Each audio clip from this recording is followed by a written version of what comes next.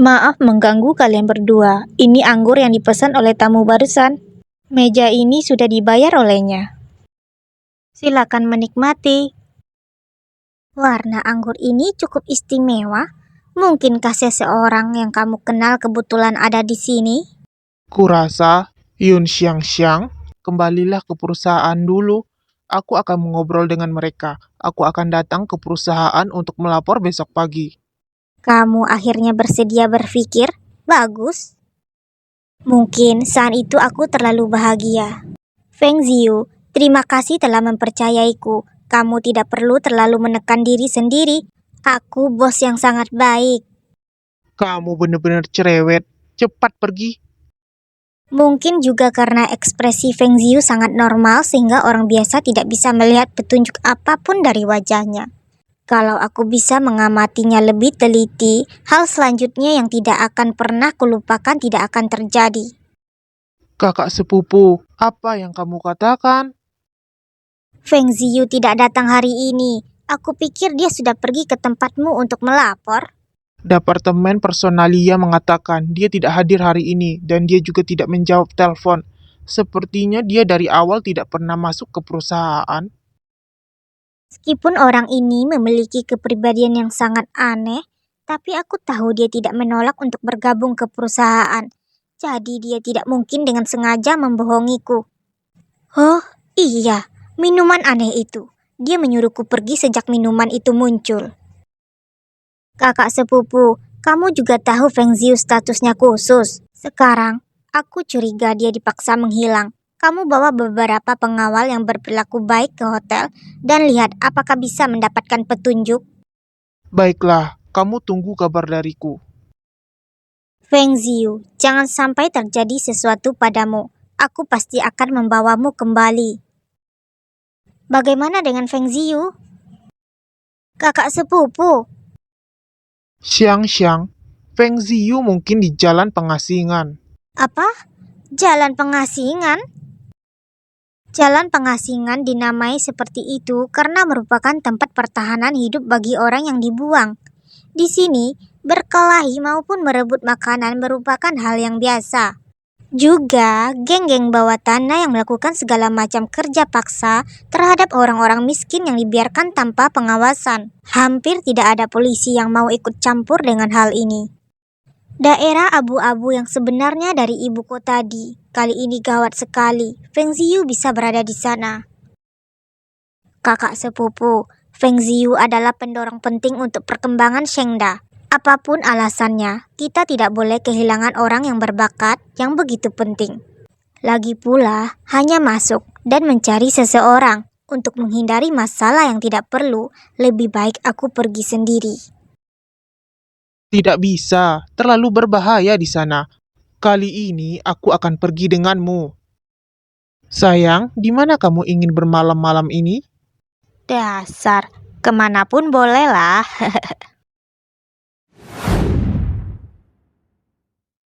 Aduh, pengemis kecil dari mana? Sungguh sial sampai menabrakmu. Aish, sudahlah, jangan membuat suasana hati kita buruk karena dia. Malam ini kamuflase. Ini mudah sekali untuk masuk ke sini. Siang, apakah benar-benar tidak apa-apa bagi kita untuk berpakaian seperti ini? Astaga, kakak sepupu begitu berkilau meskipun memakai kain karung. Keindahan alami macam apa ini? Orang itu terlihat tampan, sepertinya pendatang baru. Gawat, kakak sepupu, kemari. Baiklah, sampai di sini seharusnya tidak ada yang menyadarinya. Kakak sepupu, bagaimana kabar di sana? Aku mencari sekitar 10 orang. Sekarang mereka telah berhasil menyusup ke jalan pengasingan untuk menemukan Feng Ziyu. Dengan cara ini, kita akan memiliki peluang sukses yang lebih besar jika kita menyebar untuk menemukannya. Ponsel di tangan kalian sangat bagus. Bagaimana bisa seorang pengemis kecil di jalan pengasingan memegang ponsel sebagus itu? Kenapa aku tidak percaya? Jangan bertindak gegabah. Ini adalah wilayah mereka, kakak sepupu. Saat aku mengatakan lari, kita akan berpisah untuk mencarinya. Setelah berpisah akan lebih mudah mencari Feng Ziyu. Saat itu kita berhubungan lewat telepon. Tidak, kamu adalah anak perempuan. Ini terlalu berbahaya. Tidak apa-apa, kalau tidak akan merepotkan jika kita tidak bisa melarikan diri. Kakak Wang, aku ingin bermain dengan pria tampan itu ya. Dasar jalang. Baiklah, aku senang hari ini. Kamu bisa bermain apapun yang kamu mau. Sekarang, lari. Masih ingin lari? Tangkap mereka. Xiang, kamu harus menunggu dengan aman sampai kita bertemu kembali. Akhirnya berhasil menyingkirkan mereka. Aku benar-benar tidak menyangka di dalam jalan pengasingan begitu besar. Dasar Feng Ziyu, ketika aku menemukannya, aku akan memukulnya dengan keras, membuatku berlarian sampai seperti ini. Meskipun kakak sepupuku tidak tahu banyak tentang bela diri, tapi dia sangat pintar. Dia pasti bisa melarikan diri. Jalan pengasingan sangat besar. Yang paling merepotkan saat ini adalah aku masih tidak tahu di mana Feng Ziyu berada. Hahaha, orang yang dikatakan bos ada di sini. Hah? Sial, tadi aku meminta kalian untuk menemukan seseorang berambut pirang di distrik barat. Orang yang mencolok pun tidak bisa kalian temukan. Dasar sekelompok idiot. Kalau kalian membiarkan pengemis kecil ini lolos kali ini, aku akan menghajar kalian. Feng Ziyu, dia masih di sini. Sepertinya tugas utama kelompok ini adalah menemukannya. Kakak sepupu dan aku hanya secara tidak sengaja mengganggu mereka. Apa tujuan mereka mencari Feng Ziyu? Tadi terlalu gelap untuk melihat, ternyata perempuan cantik. Tubuhnya sangat seksi. Bagaimana kalau bermain denganku? Jangan khawatir, aku pasti akan menyayangimu dengan baik. Mataku. Aku tidak ingin menerima hormatmu. Sebotol air cabai, panas dan pedas, anggap saja sebagai baktiku padamu. Pergilah ke neraka, dasar cabul. Pelacur kecil berani menjebakku. Kenapa kalian masih berdiri di sana? Cepat kejar. Ternyata Feng Ziyu ada di distrik barat. Hari ini terlalu mengasingkan.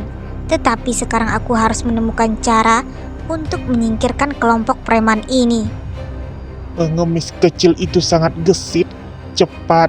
Sebagai seorang wanita, dia tidak mungkin lari terlalu jauh. Dia seharusnya berada di depan. Malam gelap dan berangin, tempat ini rumit. Sebelum aku bisa lari ke distrik barat, aku pasti akan mati kelelahan. Cari dengan teliti. Shh, jangan bersuara. Suara ini? Feng Ziyu, tapi rambut dan matanya sepertinya telah berubah warna. Kalau tidak melihat lebih dekat, pasti tidak akan ada yang menyadarinya. Jangan lama-lama di sini. Ikut aku. Masuklah, di sini aman. Astaga, perabotan di rumah rusak ini hanya satu set meja. Sampai sekarang aku masih tidak percaya. Yun Xiang, aku tidak menyangka itu benar-benar kamu. Feng Ziyu, bagaimana dengan janjimu kepadaku? Aku sudah bekerja keras untuk menemukanmu. Jangan berpikir perkataan itu tidak ada hubungannya denganmu, bisa menyingkirkanku. Kamu sama sekali tidak tahu hal mengerikan apa yang sedang kuhadapi. Ingat segelas anggur di restoran hari itu? 3 malam sebelum kecelakaan antara orang tuaku dan perusahaan bangkrut, ada orang asing menaruh sebotol janggari di bar yang sering kukunjungi. Artinya sebagai kematian terakhir. Selama bertahun-tahun, aku hanya berharap aku bisa hidup dengan baik dan tidak berani berharap lebih. Yun Xiang, ketika keramaian di luar berakhir, aku akan mengirimmu keluar. Kemudian jangan mencariku lagi, tidak ada yang bisa mengatasi urusanku. Ini jelas bukan apa yang ada di hatimu. Feng Ziyu, beberapa hal memang bisa dihindari untuk sementara. Bagaimana setelah melarikan diri? Itu hanya akan membuatmu lebih menderita.